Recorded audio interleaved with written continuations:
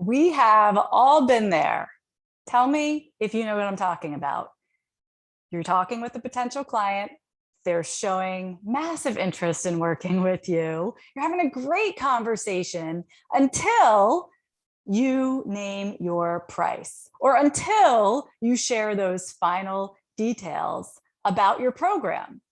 Now they have to think about it. Now they got to talk to their husband. Now they have to check their finances. This is okay. This happens, first of all. But I want to make sure today that you're not making some really common mistakes so that you will increase your chances of that client who had to go think about it coming back with a yes. How does that sound? Good? We all on the same page? All right, let's do this. So as a health coach, there's so many different things we can be doing to market ourselves. I'm doing like 12 of them right now, for example, live streaming and recording to a podcast. We do all this stuff. We do workshops, we're blogging, we're writing emails, posting to social media, we're getting PR maybe. And it's all, if you think about it, it's all leading up to this final moment when we are then offering our services to somebody, again, who has expressed interest, who we've had a conversation with, and it feels like a good fit. So when they say, yeah, I gotta think about it, it's like their voice flattens.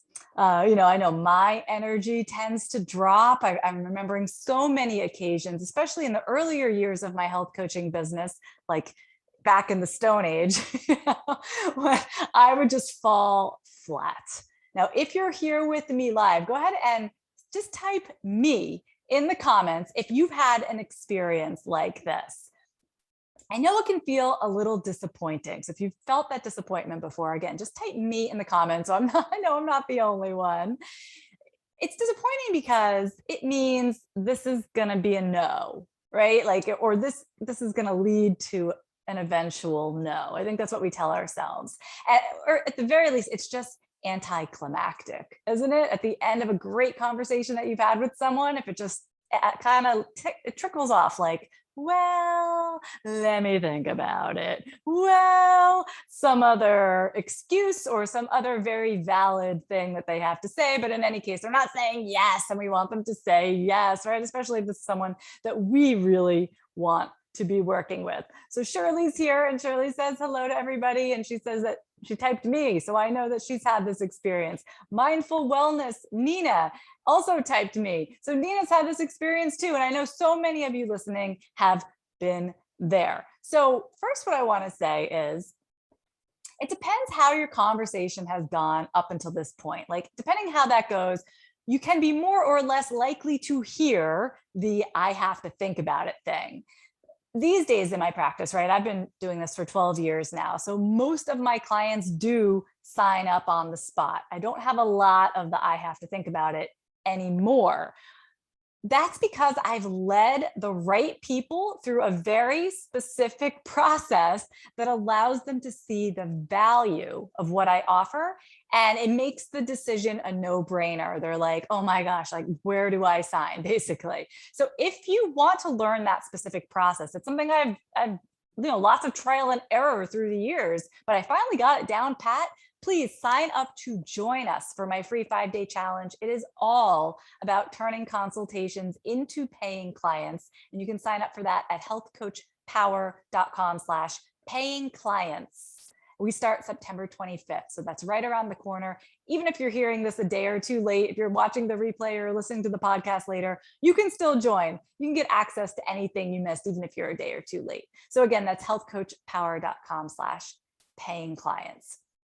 But let's say that you've done all the things, right? You've followed the formula that I'm going to give you, and yet you still have a client who's like, I don't know, I got to think about it.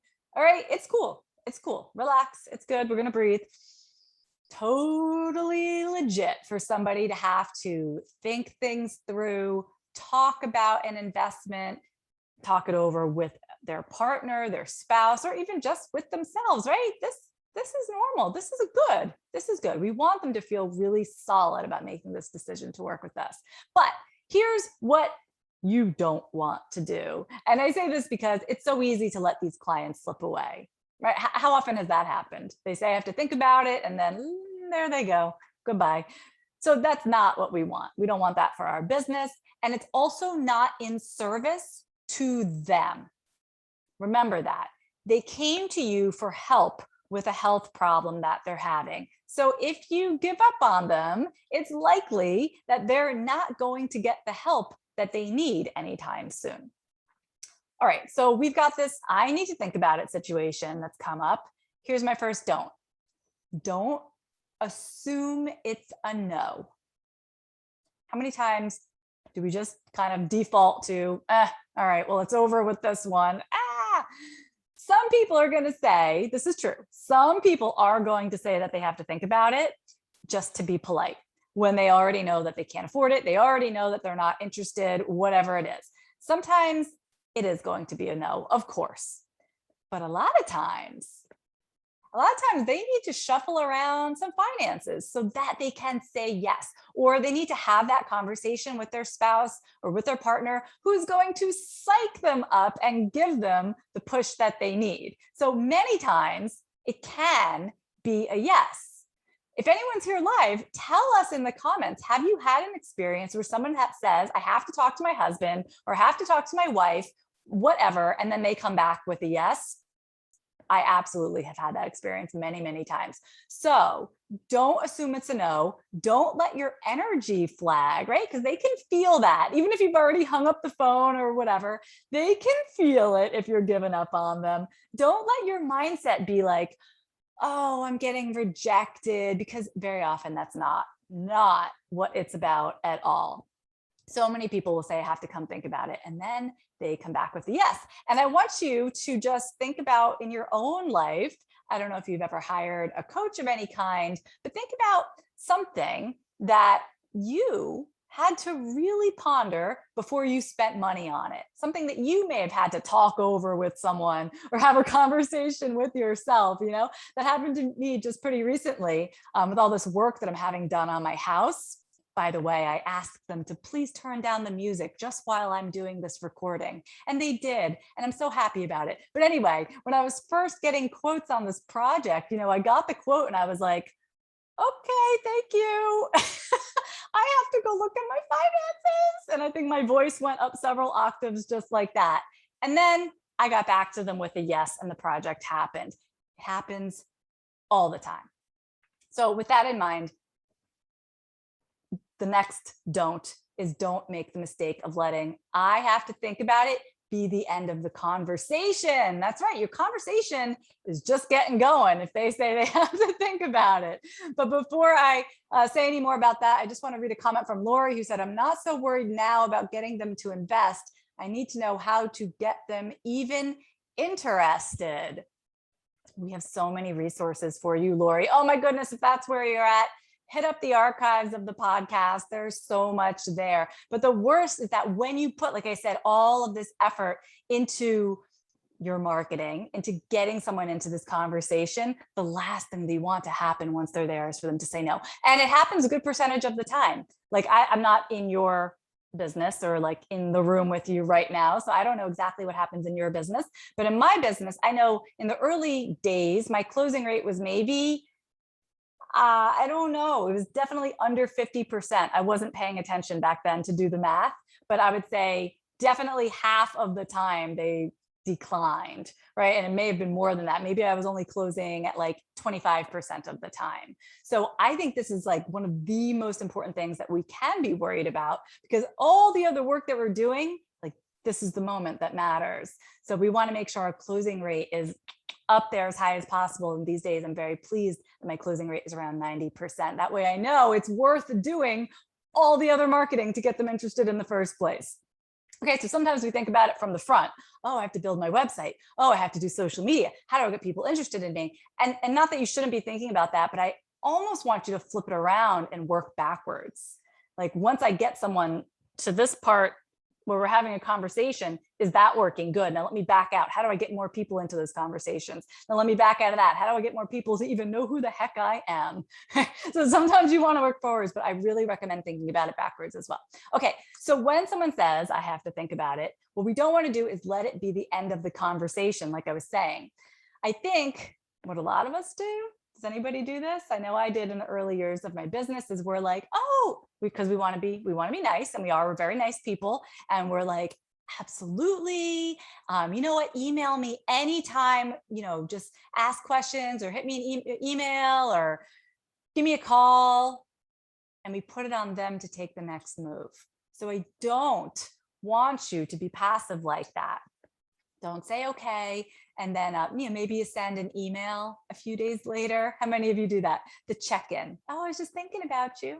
I saw this article. It reminded me of you. That was about as much as I ever did in terms of follow-up with a client who said I had to think about it. Again, back in the earlier years of my business. So why is that not enough? And if that's what you're doing, it's not that it's wrong. You're not doing anything terrible. It's just that it's not as effective as it could be. Because here's why. When we just do a very passive, like, well, call me anytime or email me, life gets busy.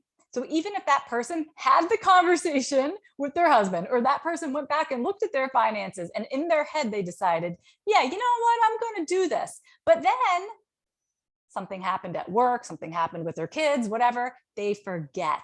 So that's why we don't want to just sit back passively. People love to procrastinate. So even when they have the best of intentions for themselves, for their health, for working with you, signing up right now, they may think, oh, you know what? I'll call her next week. Oh yeah, I'm going to do that later. I'm going to do that later is like the worst sentence to come up either verbally or in someone's mind when you're having a conversation like this. So instead, we want to actively be following up. And this is something that I'm going to teach more specifically during our Turn Consultations into Paying Clients 5-day challenge, which again, you can sign up for at healthcoachpower.com/paying clients. And you can invite your health coach friends, by the way. This is a great one to like drop into your coaching circle, or your Facebook group, or your alumni association, or wherever, you're hanging out with other health coaches that are struggling. I have never looked at other health coaches and thought, you're my competitor. I always have thought like, a rising tide lifts all boats. And when you succeed, the next health coach succeeds, and the next health coach succeeds. We all succeed. In fact, in like the past 10 years, I'm a health coach for 12 years, been working with other health coaches for about 10 of them. And over that time, we now have a national board certification, don't we? We now have health coaches who are able to bill insurance, don't we? We have so many more health coaches out there. We have so much more recognition as an industry. It's come a long way. I'm not saying I did all that by myself. I didn't do any of that. But what I'm saying is when health coaches succeed, right, it paves the way for more health coaches to succeed. So spread the love. That's my point with that. All right. So to me, and this also is about spreading the love to our clients. To me, signing a client is all about doing what's right for that client. Like, I don't want to sign a client that I can't help, right? Or who I can tell is not a good fit, or who would be better served elsewhere, or who I can tell really doesn't want to sign up with me, right? I would never want that client because that's not in service of them. So I never ever think about selling like selling. I think about selling like serving, like how can I best serve this person? Which means when somebody says in a consultation that they have to think about it, I don't feel it's appropriate to pressure them into making a decision on the spot. And have any of you ever heard that you should employ some sort of tactic to push them towards making a decision right then and there? Like, this is where a lot of different sales tactics come into play. Like, oh, yeah, you should think about it. But if you sign up today, I can give you a 20% discount. Or if you wait, the price is going to be going up in 2 days, right? It's kind of disingenuous. And there's these like pressuring techniques to get people to say yes. Or sometimes you'll hear, if you walk away from this, I'm going to give your spot to the next person that I speak with right after you. Like there's a lot of these kinds of things that happen in the coaching industry. And to me, that's no way to start a coaching relationship. Not like the kind of work that I want to do. And I'm sure like the kind of work you want to be doing with your clients. So my final don't is, don't push somebody into saying yes when they say, I have to think about it. Don't make them feel bad. Don't make them feel awkward. You want to be on their team, right? And you can actually help them make the decision that's right for them if you go about it the right way. So I'm curious, again, for those of you that are here live, and I'm so pleased when you join me live because I love doing these sessions live so I can respond to you in real time, answer your questions. Do you have any questions about anything I've talked about so far today? And have you ever been in a situation where you were getting pressured to buy something, to sign up for something, to hire someone? Just think in all aspects of your life. It doesn't mean that you were necessarily hiring a coach, right? It could be something totally different. We want to put ourselves in those shoes and remember what that's like so that we can handle it in a way that we're proud of when we are in the position of signing clients. So for me, when Diana's here, hi, Diana. One thing that comes to mind for me when I'm thinking about like pressure situations and sales is the real estate market. Here in the Hudson Valley, New York, where I live, with COVID, the market was like, just exploded everywhere. We had so many buyers coming up from New York City. And these are situations where people are spending an awful lot of money, making a huge decision and getting pressured into doing so very quickly because of the reality that other buyers are like 2 seconds away from making a better offer. I don't know if any of you have been part of the housing market boom in the past couple of months, but it has really been something. So I actually got extremely lucky and I found a house that was not on the market yet. And the experience was so much different for me and for the seller. You know, we are friendly. We made the moving process very easy for each other.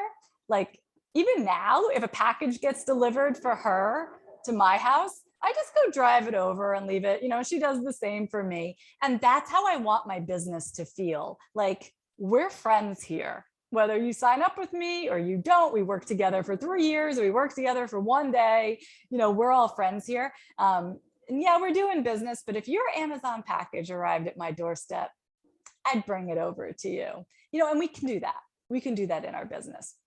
Jess is saying, I think that pressure can read very desperate. Yes.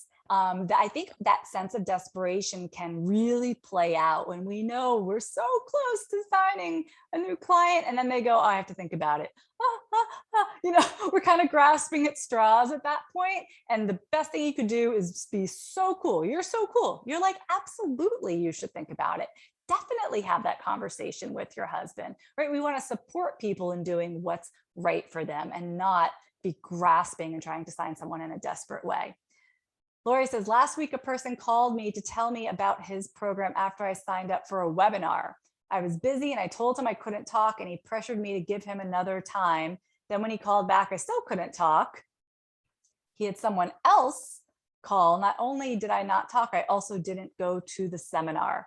Okay, yes, that's quite a bit. When you attend a webinar, do you expect to get a phone call after the webinar? That's unusual. I mean, I don't know what industry that was in, Lori, but that's a good example of feeling pressury. Jess says, Michelle, I'm curious your game plan for follow-up. Yes, we're not going to get into that today because we are short, you know, we don't have enough time to do the whole thing, but that is what I'm going to be covering during our 5-day challenge starting this coming Saturday. I'm going to be sharing the whole process leading into the consultation itself, as well as the follow-up and the troubleshooting and the what if moments that, you know, we all come across here and there. So don't worry, we're going to cover all of it because it comes as a package, doesn't it? Okay. So what I was saying is we can absolutely run businesses that don't feel desperate. Thank you for that, Jess. We can run businesses that have a heart, Like, I don't think any health coach gets into this because we're like, ha ha ha, I'm going to make millions. I'm going to trick people. Like that's ridiculous. That's not at all what this is. So instead of pushing for the sale, we can set the stage for our clients to make the right decisions for themselves. And like I said, I'm going to be showing you how starting Saturday. And you know what? For the very first time, we're going to have a community event. We are the Health Coach Power community, after all. This is never like the Health Coach Power podcast or the Health Coach Power whatever by Michelle. It's always been about the community. I don't know if you guys know this, but Health Coach Power community started with like about 14 of my friends. We were just all health coaches who were kind of sick and tired of working alone. Well, we've grown quite a bit if you haven't noticed. Anyway, for the very first time, whether you've signed up for our 5-day challenge or not, this Friday, which is September 24th at 1 p.m. Eastern time, we're going to have a hang. We're going to have a real-time hangout. It's going to be a community sort of connection event. It's not a webinar. It's not a presentation. Lori, I'm not going to call you afterwards. It's going to be a chance for all of us to gather in a Zoom meeting where we can see each other and we can speak to each other. You will be live, we'll be on camera, as if we were gathering in a room together. We'll have a bit of a guided conversation so that we can meet each other and so we feel like more of a community. Again, like I said, health coaches are often working alone. Does anyone ever feel like that? Like, I just need some water cooler chat. So we're going to gather. I want to foster this idea of community by hosting all of you. So mark your calendar for that. That's September 24th at 1 o'clock Eastern time. And make sure you are either on my mailing list or in the Health Coach Power Community Facebook group, because we're going to be posting and emailing a Zoom link to all of you to join us on the 24th. And of course, it's free and it's open to all health coaches. And I hope to see you there. Oh my gosh, I hope this podcast gets released lickety split. So everybody who listens on Apple and Stitcher and everything will get that invitation. I'm very excited about this little party that we're gonna have. Anyway, lots of good things coming within our community. Sign up for the challenge, join us on the 24th. And either way, I'll be back with a new episode very soon. It's been lovely hanging with you all this afternoon. Take care, you guys.